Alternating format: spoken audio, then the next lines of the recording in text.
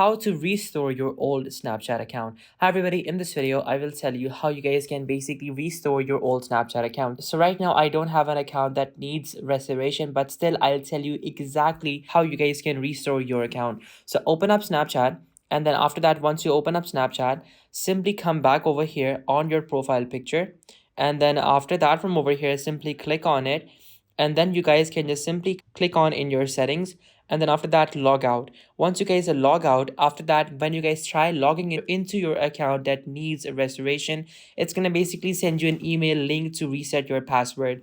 Now after that, you guys can just simply get your account back if you have forgotten your password. But if your Snapchat account is blocked in some way, well, then you will have to talk with Snapchat support, and they're gonna tell you exactly how it's done. But the best process is to just simply put in your email address, and then after that, click on forget password, and then after that you will get an email telling you exactly how you guys can reset your password, and then you guys will be able to basically restore your old Snapchat account. So guys, this was the video. Be sure to like, subscribe, and share. Till next time, goodbye.